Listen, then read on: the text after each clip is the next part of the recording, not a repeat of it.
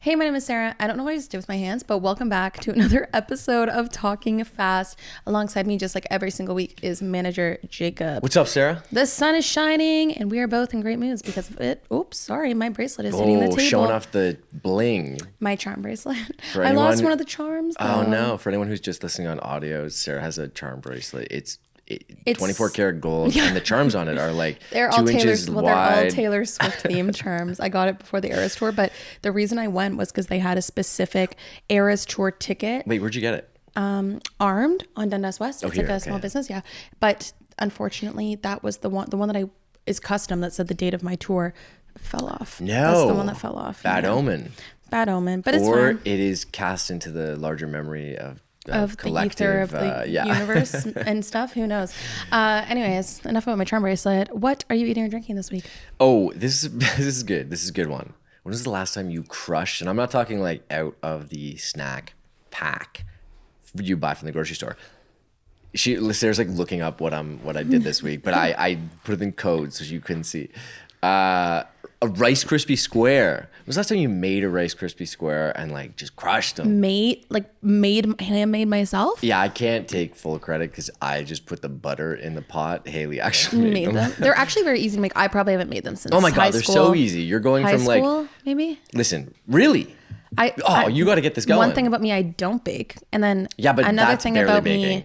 Yeah, I know, but I don't think I've made them since high school. Because like, what purpose would I have for making them? Like, I don't go to bake sales delicious. anymore. Bake sales? You Like, don't take those. You're not did. taking these to share. Yes, I did. I used to make them for like bake sales. No, I mean, you should keep them for yourself these days. Oh, I love a classic Rice Krispie that you purchase.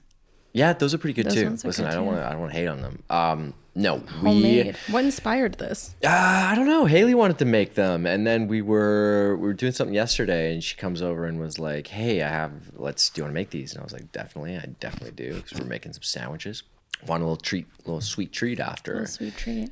They are so fast to make. Mm-hmm. You're going from 0 to Rice Krispie Square in your hand in like, I mean, if you want to eat them warm, 10 minutes. It's that fast? Oh, yeah. I guess because it's just marshmallow and butter and... In a pot. You're not baking in the oven. And then you take it out and then you let it cool, right? That's the whole point. Yeah, and it's almost it's borderline better the next day. I do have to... And you made these yesterday, you didn't bring us any? I should have. I really should have. Although the they're almost gone. They're almost gone. And that's what I was going to say is that Haley made the mistake of leaving them unattended. And now...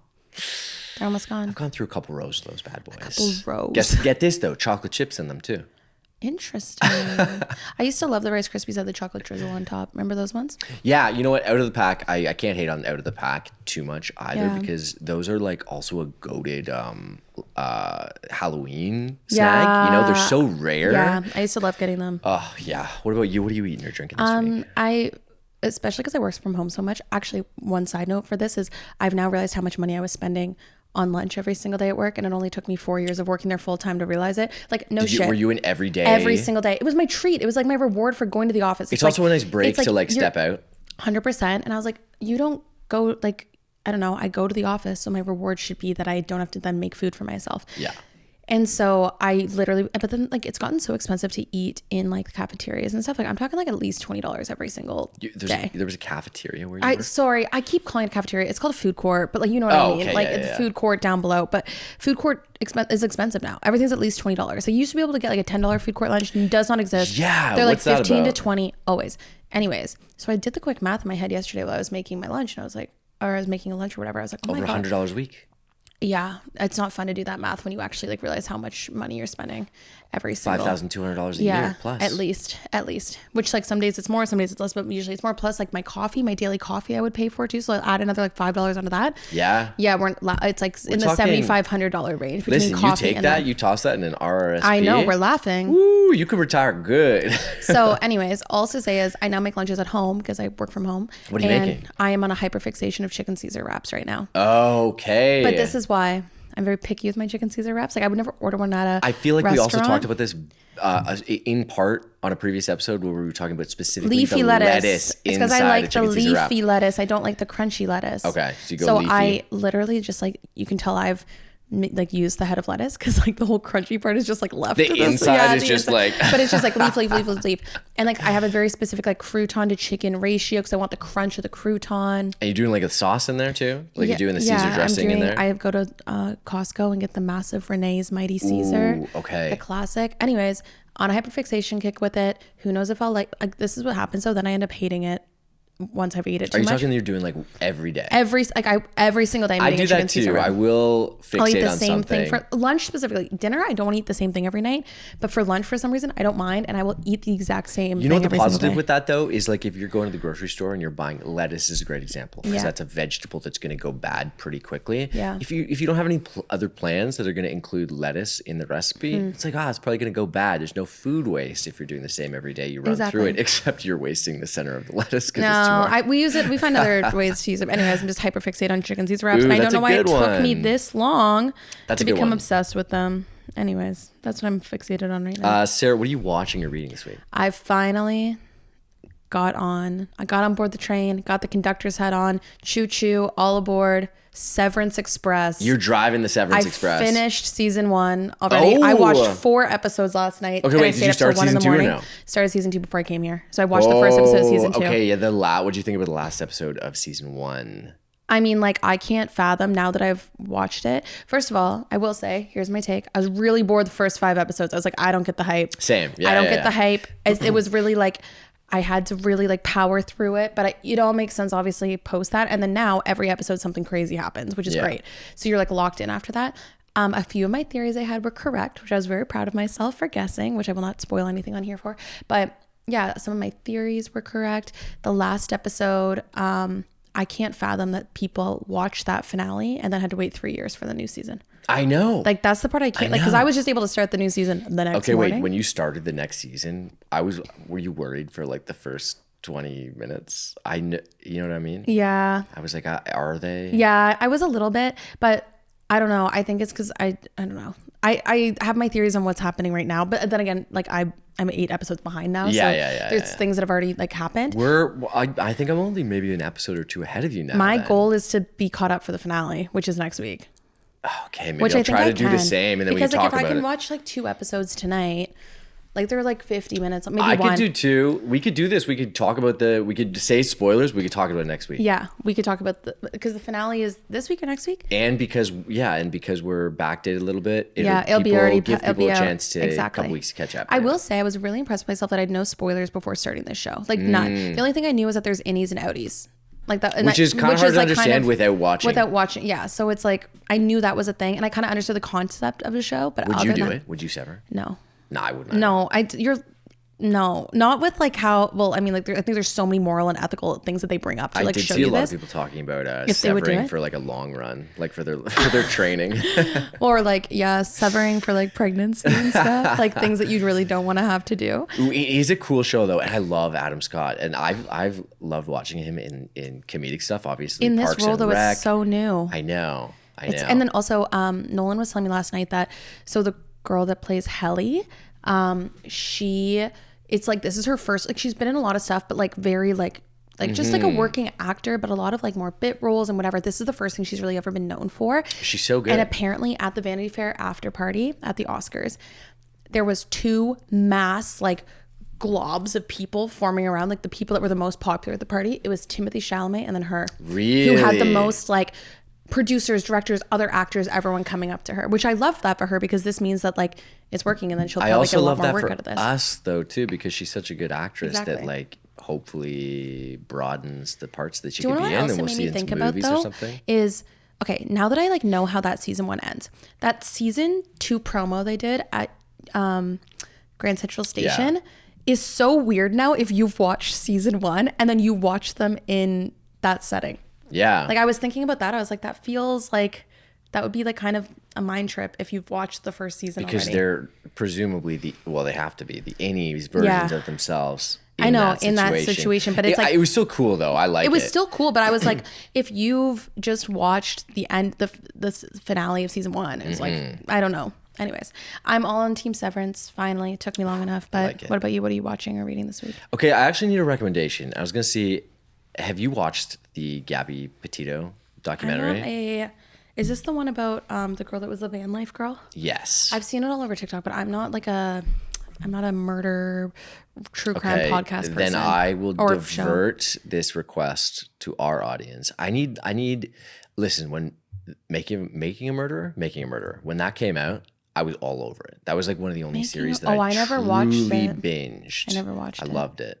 But I find that Netflix and all the other streaming services that are producing true crime docs are like, something will happen in the news and then we'll get a true crime series a day Luigi later. Mangione stuff is like they're doing a true crime doc in real time.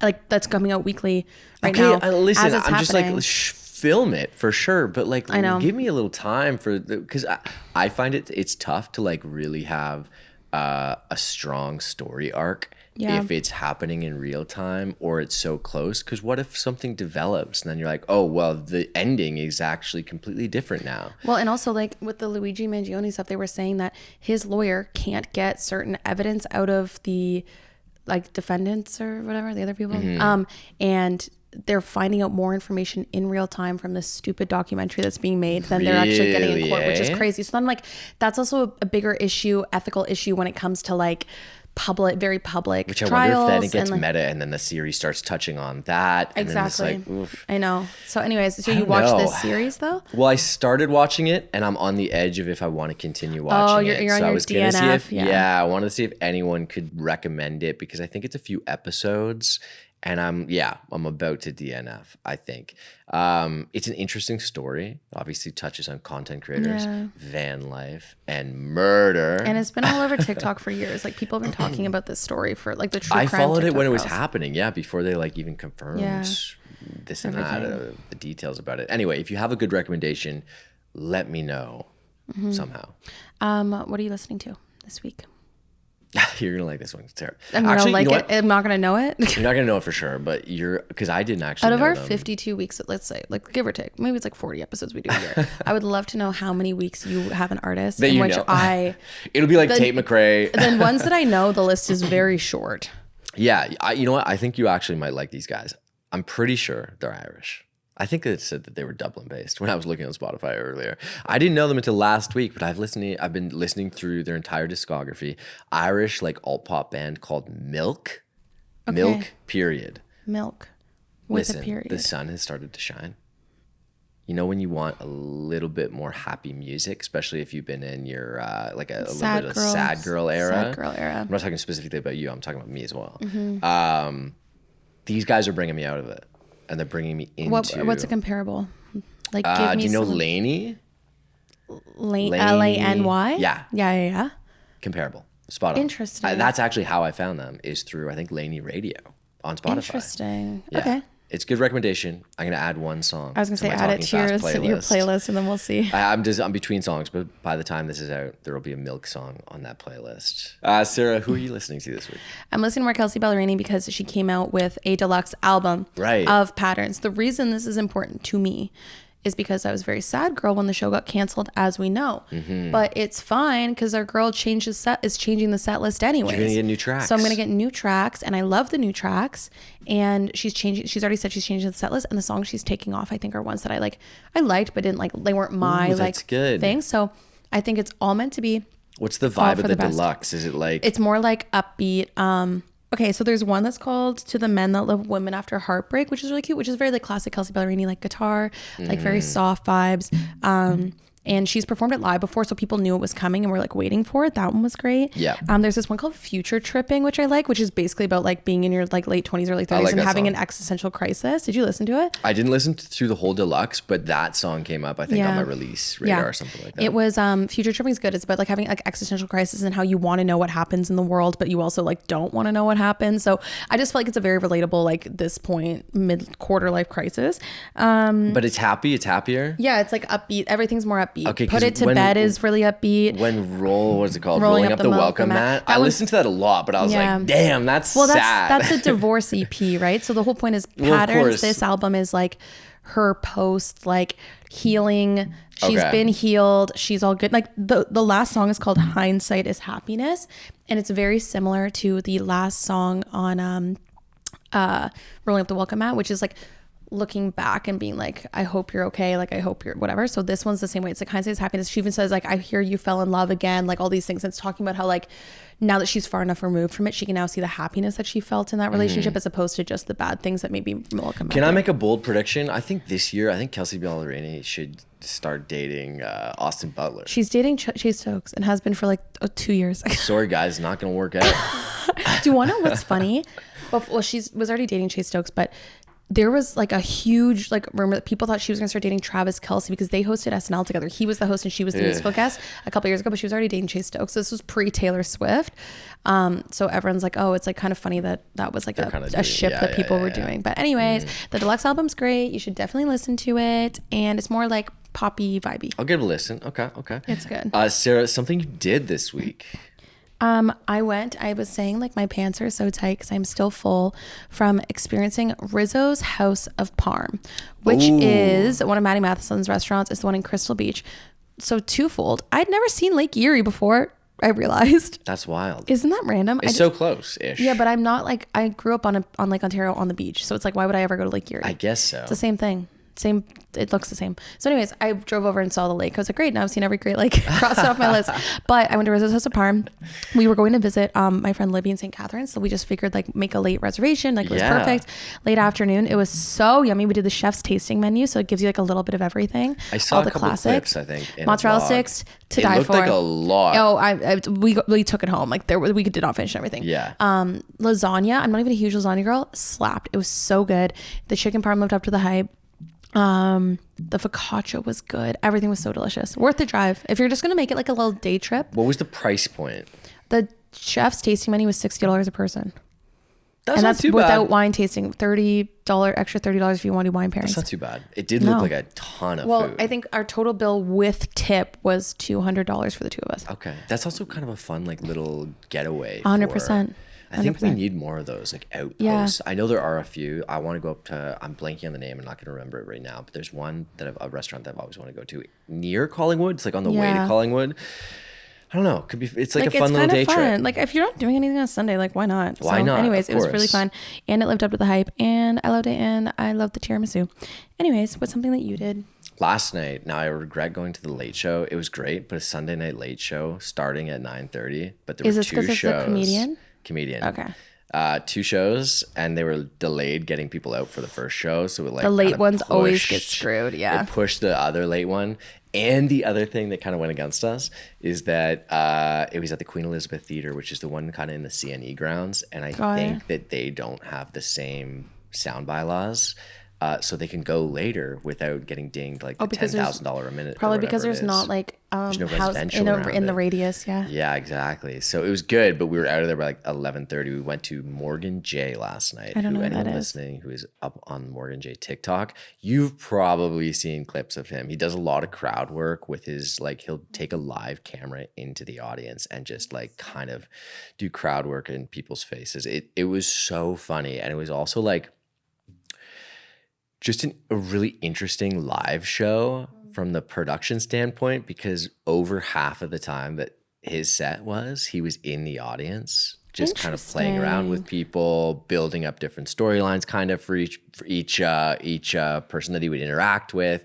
You'd be doing callbacks to people and audience members like totally across the other side of the room, rarely on stage. He started out as a musician doing like guitar and comedy.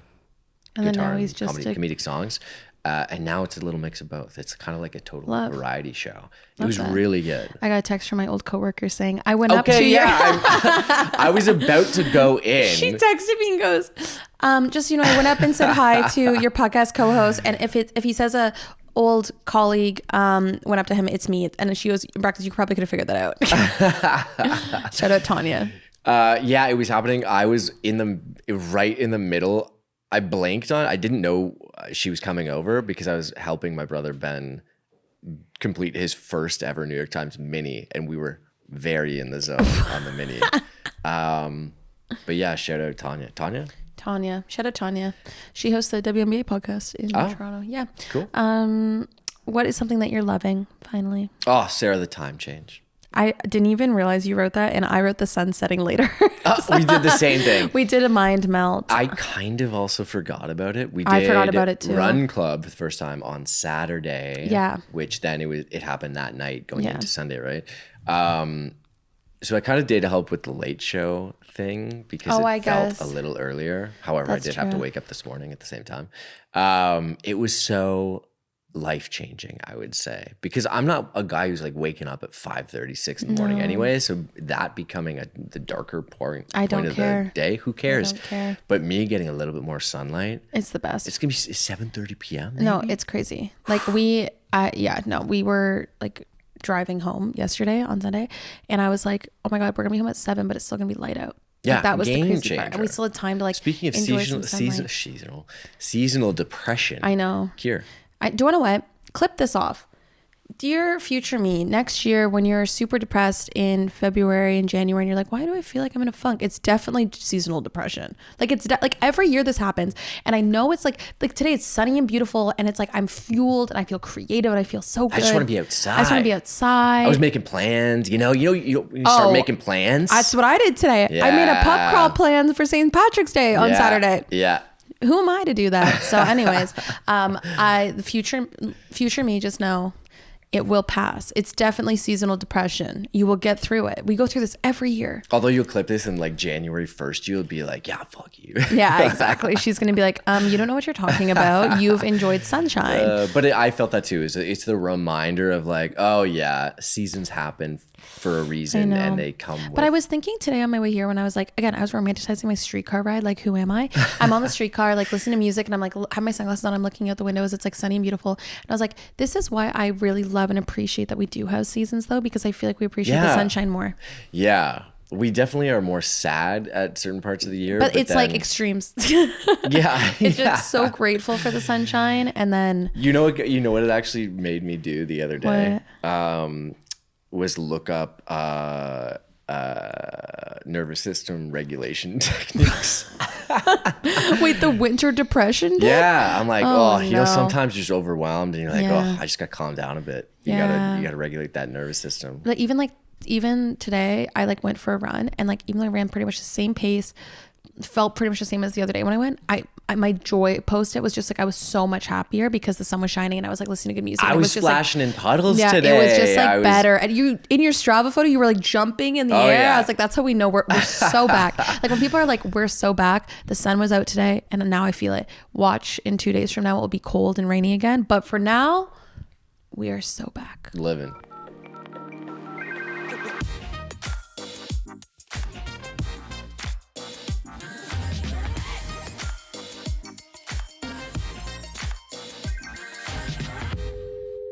Ashley Gismondi, also known as Celiac and the Six, is a Toronto-based influencer who uses her platform to share experience living with celiac disease and navigating a gluten-free lifestyle. I'm so excited for her to be here and to talk about this because I grew up in a gluten-free household, although I am not gluten-free. So I'm excited to hear all about this journey, and I think it's something our audience will really get a lot of. So, Ashley, welcome to Talking Fast. Thank you so much for being here. Thank you for inviting me. This is awesome. Amazing. Okay, so I guess we'll start with your celiac journey.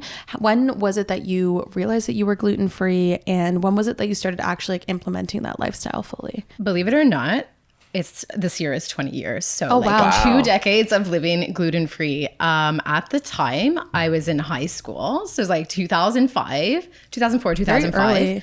Oh yeah. And then what am I doing as a teenager? I'm eating like Pop-Tarts. I'm eating all the cereal and toast and all the gluten-filled things, McDonald's. And I'm starting to have stomach problems. I'm getting like full hours of sleep. And still feeling tired. In class, my teacher's like, well, why you look like you're passing out? I'm like, I'm okay, right? Yeah. A lot of gastro issues, breaking out, losing weight for no reason. So I was trying to talk to my physician about this. And he's like, well, I think you just have IBS. I'm like, I think it's more than that. So after coming back from like a vacation with my parents, all inclusive, where I'm eating everything under the sun. Of course. Yeah. I got so sick midweek. I was like in the hotel room the entire day. I'm like, I could not leave the washroom. I come back and I go to my physician. I'm like, I need to do further testing. I'm like, this is not just IBS. This is not like a dairy allergy or anything. So he forwarded me to an allergist, not even like a gastro, but the allergist is like, you're not testing for anything on my prick test, which would be like more of a like the tradition, histamine response. He's like, I think I'm going to send you for a celiac panel. So like 8 tubes of blood taken out, which is actually covered in Ontario now, which is a great that's thing. amazing. And then he came back to me, he's like, your numbers are really high. I'm pretty sure you're positive for celiac disease. So he's like, you need to cut out gluten. And that was the only advice I was like told. So my mother and I were like, what is gluten? Yeah. Like, and how many things is in? Oh, it's in everything. And there's like hidden gluten. So the main thing that we're taught is like it's like barley, rye, oats, wheat. So that's what you should be looking for on an ingredient label. But at the time we were just really confused. So it was like, it's in soy sauce, it's in salad dressings, it's in broths, it's in candy. So it was a little bit of a challenge, my mom at the time, because there was no social media back in 2005, really. I think Facebook didn't come out till years later. We were kind of just reading like books at the library and like old blogs. And that's kind of how we started out. Was a lot of it just your own research that you had to put into it, or was there a ton of I guess medical research at that time or helpfulness from the doctors that you were speaking to? I know we had Shania on. It was completely unrelated to this, but another episode where she was talking about sometimes there's a divide between, I guess, the access that you do have to medical professionals and how to actually go about asking for what you need. Is that, looking back a couple decades now, did you feel that there was kind of support from the medical community that you were speaking to, or were you more self-driven for researching, okay, how do I deal with this now? I feel like it was more self-driven because I feel like the allergist had a better grasp than my family physician. Like even when I went back to my family physician, he didn't say like, oh, I think you should pair up with a dietitian to help you navigate this. You should go to this resource. There's a Canadian Celiac Association that was in place at the time, and I volunteer with them now, but I didn't know about them. Right. Yeah. And they have so many resources that you would have been able to find based on that. And from my community, I hear different things on past the diagnosis. Some people, it takes them many, many years. I'm very fortunate that from when I was starting to advocate, it might have been like about a year to diagnosis, but some people wait a lot longer.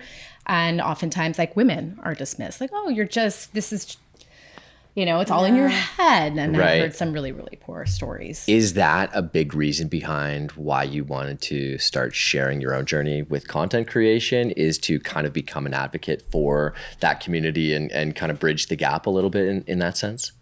It's funny. So when I started my platform, I think it was 2017 or 2018, all I was seeing on like my personal feed was just everybody getting engaged and married and like babies. And I'm like, well, this is kind of boring. Like I want to see like life in Toronto, like things to do, things to eat. And I think I was trying to focus on too many things at once. But I think what really resonated with people was when I was sharing like the food.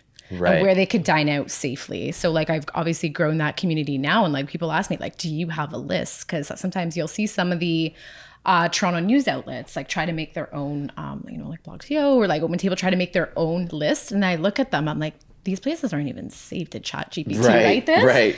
And like some of these places are closed. There's no mention of like, is there a shared fryer or not? And I think one person was even putting like, I'm looking at the pictures that were in their carousel. I'm like, this is like a gluten-free pizza. This place I know only has gluten-free pasta, not even pizza. So it was like, I feel like sometimes it's a slap in the face and people still don't take it seriously, but there are some trusted favorites out there. And I like when people come to me for those. What's been the biggest change you've seen over the past 2 decades? Because I know, so like for context, my dad has celiac disease. So like we grew up just like always like eating gluten-free pasta or eating gluten-free as like much as we could because my mom didn't want to make 2 meals. So it was just like, oh, well, and then it turned out my sister like had the same issues. So it just worked out that way. But I'll always like think of it when we used to go to Metro, it was like one little tiny corner of the grocery store was gluten-free. And like, it was like just like really tough and like not great and the food wasn't good.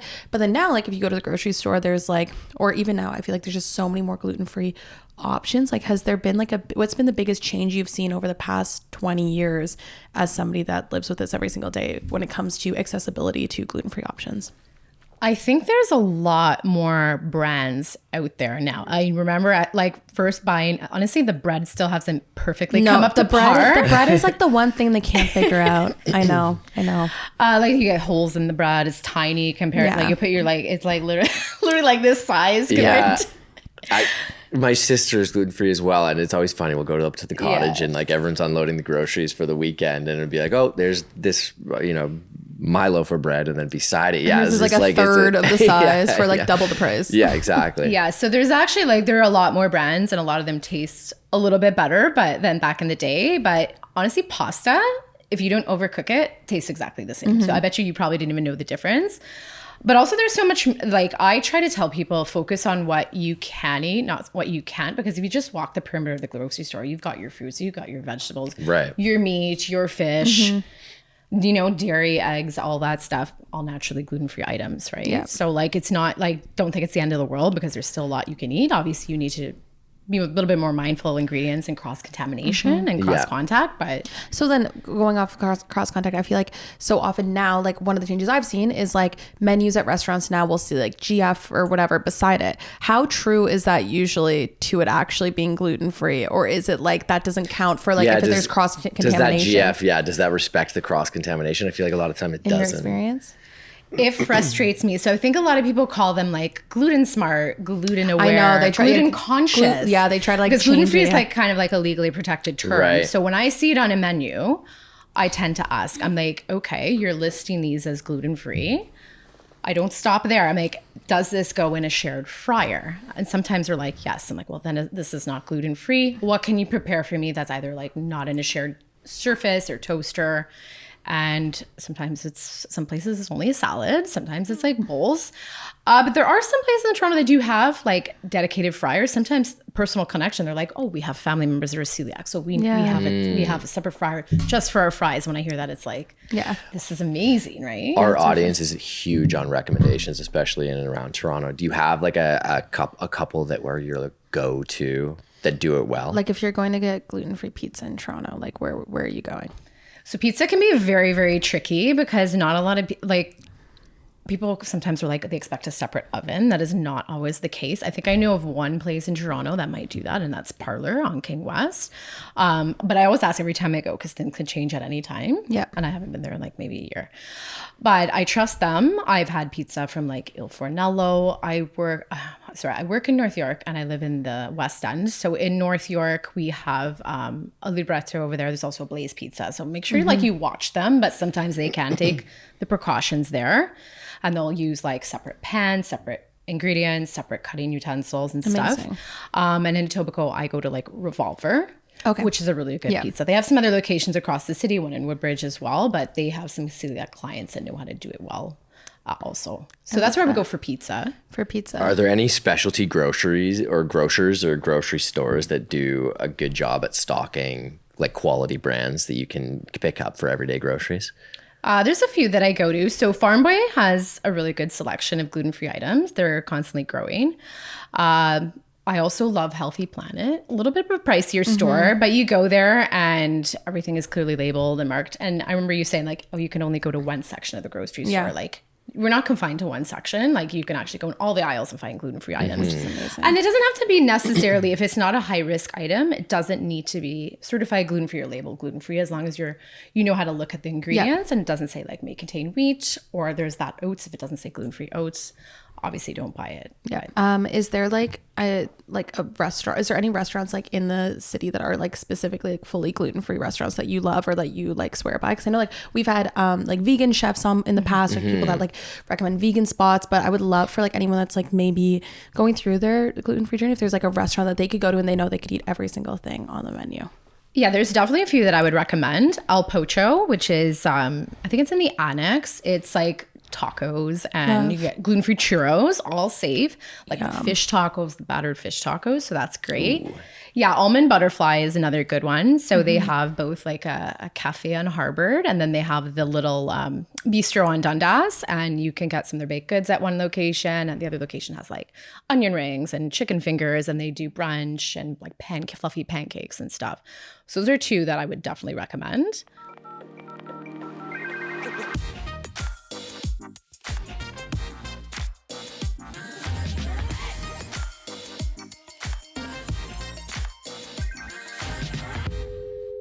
One thing that feels like it's very consistent with like you telling your story is like having to like advocate for yourself a lot. What would you say to somebody that maybe they're just like they've just been diagnosed celiac, or maybe they've been recommended to take gluten out of their diet, whatever it might be for whatever reason, what advice would you give them for advocating for themselves? I guess both through the medical system and then also when it comes to restaurants and stuff, because I feel like that's something that people probably really struggle with when they're first starting out. I feel like you know your body best. So I would say follow like a lot of other like I would go to like you find your support groups in Facebook. Yeah. I would go to the Celiac Association, see if there's like a local chapter. Find creators that obviously, you know, like myself or others to just kind of like showcase that you're not alone.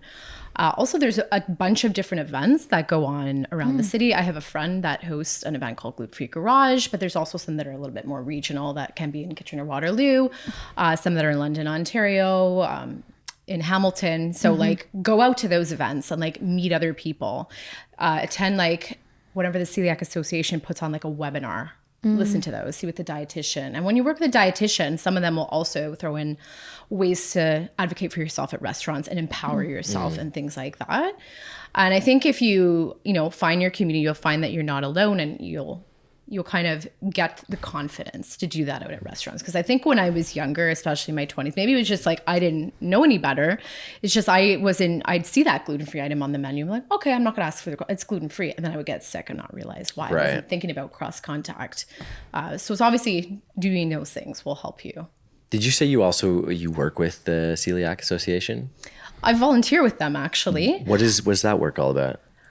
So I volunteer with them like whenever they need my help, whether it's I've done the run with them before, so they do the Scotiabank charity challenge. So I've participated in that. I've written articles for their newsletters.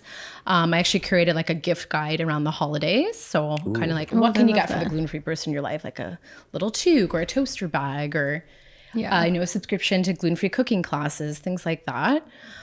So whenever they need me to do things, I help them out with that as well. And I'm always participating and raising money for them. And May is actually Celiac Awareness Month. So there's usually a lot of fun things going on then. I love it. And then on the content creation side of things, have you found that by sharing content, you've built up your own little community? We've talked to a lot of content creators on here, and community can mean many different things to each creator that we speak to. So in your eyes, what's the community that you've built, and what maybe do you appreciate the most about it? I think what's special about this community is that they do need to trust you. So the recommendations that I put forward need to be safe first and foremost, right? So I'm always pretty transparent. If I go to a restaurant and I'm not feeling great, like I probably won't share about it, or I'll give the feedback quietly to the restaurant and tell others after. Like I don't want to go out and shame anyone. Yeah. So I'll give that in private, and then I'll tell others after. So I will do that. And I think another thing is being authentic about yourself and your experience. So if something doesn't align with me, so I get pitched things sometimes. Like I've had like a gluten-free diet pill, not a diet pill. What are they called? You know what I'm talking about? They help you digest it. Yeah, the digestive ones. Yes. Like it helps you digest gluten? Yeah, like I had a diet pill before, but no, this is like, this was to help you. It wasn't like a glutenese. I don't know what the name of the company. I know exactly what you're talking about. You know what I'm talking about, right? Interesting. So they reached out to me. They're like, okay, so we have this new thing. This is supposed to help you if you accidentally get sick when you're like dining out or traveling abroad. And I said, I'm like, okay, I don't think there's any amount of money that would make me say yes to this, because I'm an advocate of using your voice. Right. And like, what is a magic pill going to do? It's not going to reverse any damage, right? I'm like, unfortunately, I can't sell this to my community. And it's so funny. Then shortly after, the Celiac Association came out, and they're like, yeah, we don't recommend this product. Oh, that's such a good point. I actually saw, I'm not going to say who it was, but I saw another creator promoting this product recently, like the other day. And it irked me a little bit, and I couldn't put my promoting this one? Yeah, I couldn't put my finger on why, but that makes so much sense how you just laid it out of like, whether it works or it doesn't work, you're not advocating for yourself if it's a stopgap for potentially doing harm to your own body by not using your voice to speak up. That's such a good point. Is there some steps that you would recommend, because you've obviously been through the process of getting diagnosed, if someone maybe is like having some issues themselves and they're like wondering like, where do I even begin? Like, what's my first step to maybe getting a diagnosis and then feeling more like empowered to do those things? I would say they definitely need to talk to their doctor. So the association has advocated to have that medical test free in Ontario. So take advantage of that. Go speak to your doctor. How do I get this test? And go get it done. Because if you go and you eliminate gluten from your diet before getting accurately tested, it can kind of like skew the results a little bit. Of course. Because the proper way, so I know all of us have different paths to diagnosis. Like I didn't get an endoscopy after, but that's usually what the gold standard test is. You're supposed to get your blood work, and then sometimes that could have like a negative result, but you can still have celiac. So you can get like a false positive, I think they call it. Right. But that's why you do the endoscopy to see like what kind of damage are in your intestines, right? So don't avoid gluten. The association has like on the website, there is like how much you need to eat per day. I know it can probably make people sick to continue eating it, but if you want an accurate diagnosis, because there is a tax credit that does go along with that, sometimes it's not worth it to fill out. We used to do it back in the day, and I think you would get back the amount of it, like a Starbucks coffee. My parents were like, no, we're not. Yeah. So I don't do it, but for some people it may be beneficial. Yeah, of course. Okay, good to know. Would you say Toronto is a city that does take food safety seriously, or is there like other cities in the world that you've traveled to where like you think they're just like a step above, or is Toronto actually like a pretty good and safe place for somebody that is celiac to be visiting and eating? I think Toronto's great. Toronto is like, an ethnically diverse city, and you can find a ton of cuisines, and a lot of it can be naturally gluten-free. Like I actually found a place that I think Ethiopian food they're like, oh, our gluten-free injera is like gluten-free. And then you can find tacos and so forth, right? Like some sushi can be a little tricky, but you can find that I've gone to places where it's been safe too. But yeah, Toronto's pretty good. But I would say the best, and I went in 2009 to Italy, and I went again in the summer, I think 2 summers ago for my friend's wedding. I would say Italy like is king, and you wouldn't think so, but they actually test people from a young age for celiac disease there. Oh, really? Yeah, they have an Italian celiac association. They give them money, to go buy their food. I'm like, well, why don't they do that here? Right? And they have the celiac association there has an app that you can download. So I used it, I think, for $5 for like 2 weeks, and then you can look by region, and they'll tell you what stores, what restaurants, and I would actually find restaurants based on this app's recommendation, and then I would go to these restaurants, and they would have like strict protocols in place. So like I would even find like gelato in a gluten-free cornetto, like cone, and I'm like, this is perfect. Like I ate like a queen. Yeah, back then and now. That's so surprising. I feel like I would like if I like was celiac and I was like going to Italy, I would assume that's the place where I could eat the least amount of stuff, actually. Like when you just like think about like how much like pizza and pasta and that type of stuff. So interesting. They take it so much more seriously, but I guess that would make sense why. Was there like one catalyst or one specific thing that inspired Celiac in the Six? To come up with the name, I think my partner at the time, we were just sitting in the middle of a restaurant, and I'm a big Drake fan. I know there's a whole bunch of drama out there right now, but I'm just like, I'm celiac. And at the time I lived in Vaughan. I wanted to live in Toronto, and that's where my partner and I had bought a house, and I live in Etobicoke now. But I'm like, I like Celiac and the Six. I'm like, I'm going with it. I love that. So I did. It's so simple. I love that. But like for sharing content, like I know you said like you started just sharing more lifestyle content. Was there was there a moment that there was an active switch, or was it just that people were resonating more with the celiac content? Yeah, you always hear that you have to find your people and find your niche. And I felt like, obviously my content has evolved. Like I've become a mother, in front of my audience, and obviously went through like a public separation too in front of that and all. And yeah, that's what kind of like inspiring me to continue sharing, because people would reach out to me and they'd say, you know what, thank you so much for your recommendations. I traveled to Toronto. I ate like a queen. Like no one's come back to me and really given me any negative feedback. They've all just been like very, very eternally grateful. And like when I get stuff like that, I'm like, well, this is my why. This is why I keep going. With you being a mother, what's that transition been like? So like you're not only just like obviously like feeding yourself and making food and grabbing food for yourself, but also now for like kids as well. Was there anything that like maybe you do a little bit differently because you are celiac with that, or is it just like the same, like you can make whatever, you'll just make 2 different versions or whatever if something does cause gluten or whatever? I would say my home is like, I grew up in a shared household because my parents and my sister, they ate gluten.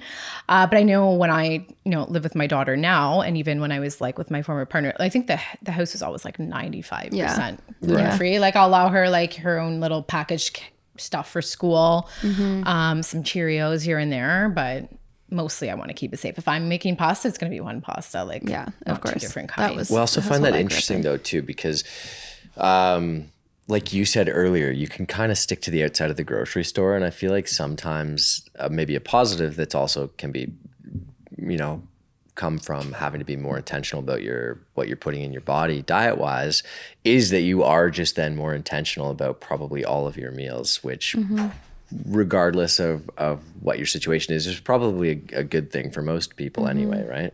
I feel like my sisters, because like they both are gluten-free now, and like that's how they like learned to cook, and like learned to cook way more was for that purpose, because they were like, well, I know exactly what's going into everything if I cook my own meals, and now like they love it, and it's like how they make really good food too. But it's just, you're right, you're more intentional, I feel like, I would assume in all levels of everything you eat, which I love. Where can people find you if they want to follow you and follow more of your journey? So I'm only on Instagram right now, so it's the @ symbol and then celiac and the 6. I used to have a website, but I feel like post-COVID, people just stopped. Websites are gone, But do you want to know what, though? I see everyone popping up with Substacks now, which I'm like, that's just another blog. Newsletter, It's like the same. Having a Substack is the same as like when I had a blogspot.com or whatever it was back in 2014.